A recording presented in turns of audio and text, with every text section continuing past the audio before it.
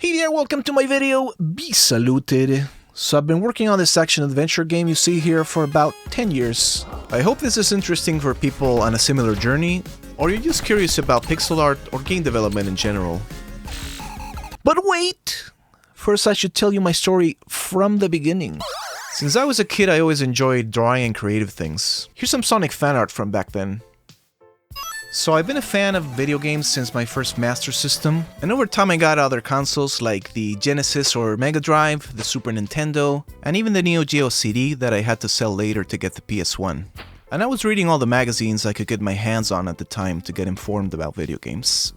And in the year 1999, I discovered this game on the PlayStation called Music. And that one taught me the basics of how to make my own compositions, especially the sequel Music 2000 shown here. Soon I had all my memory cards filled with tracks. I still got some of them here.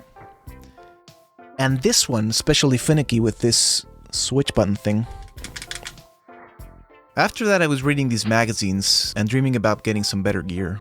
Soon after my parents decided to get a computer for the family to access the internet. That made me start researching hardware parts, and that's a hobby that I still like today. A few years later, after I got an office job, I saved some money for an iMac G5. And then I bought more equipment as I needed it little by little. Fast forward to 2010 and I got my first phone that didn't look something like this.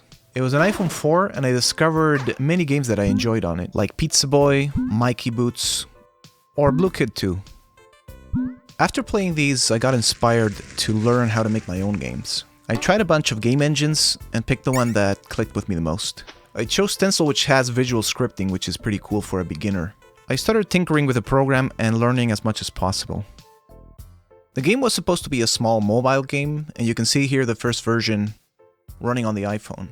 I actually made the menus and options first, which is pretty unusual, but I like that kind of stuff. So I made a little Flappy Bird style test level, and I had my character running, jumping and flying, and you could also dive attack into enemies, all using one finger. After a while I brought the game to the iPad, and I expanded the moveset, so you can now use 2 fingers and change directions, crouch, slide, and do other movements. So the scope of the game was starting to expand. At that time I also started my YouTube channel, uploading some video game related stuff, especially retro gaming hardware, a couple of reviews, and a few video game pickups. And I started uploading devlogs showing progress for the game. I since took them down because it doesn't represent the game at all anymore, but I've been showing some footage from those videos in this one. And a blast from the past, this is how my channel used to look when you could customize YouTube. I tried Kickstarter for funding, but the game wasn't ready and it didn't go well. Despite the failure, I continued to work on the game while holding a full-time job. It also didn't help that it was a mobile game. It was time for some changes. So I added gamepad support, and it changed how the game felt. So I decided to expand the scope of the game and work towards a full PC release.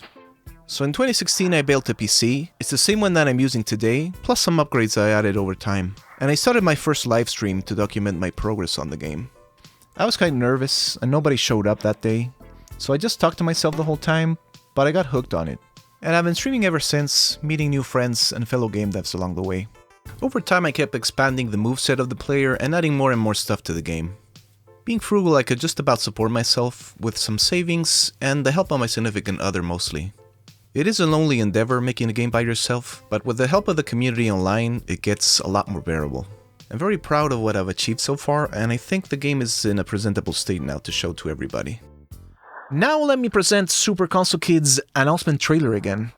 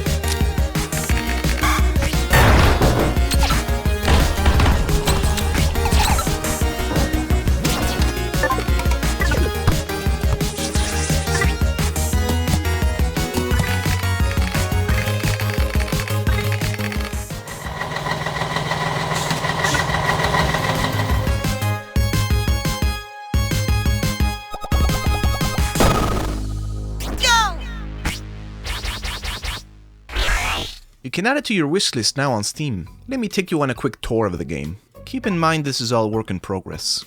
The game starts you out in a city that you can explore. You can seamlessly transition between the outside and inside environments without any loading or black screens. I'm pretty fond of this feature. You can interact with NPCs and gather different items from them. This is your room where you can access collectibles you gather like cassettes. You can also equip power-ups that greatly enhance your abilities. They're similar to charms in Hollow Knight. The menu needs to be expanded as there's more than are displayed here. You can collect bits or coins that burst out of treasure chests, but they conveniently fly towards you if the magnet power-up is equipped. You can dash to damage destructible objects one at a time, but with the Pierce power-up you can smash through them all at once. It makes you go a lot faster through the stage. You can fly, hover, and dash around with your rocket boots, but you have to keep an eye on your power meter that recharges when you land. You can defeat enemies by jumping on them, similar to Sonic, or you can use your dive attack for more damage and to knock off pieces of armor that some enemies have. You also have your console companion called the PM8 that has different weapon types. Here's some of them.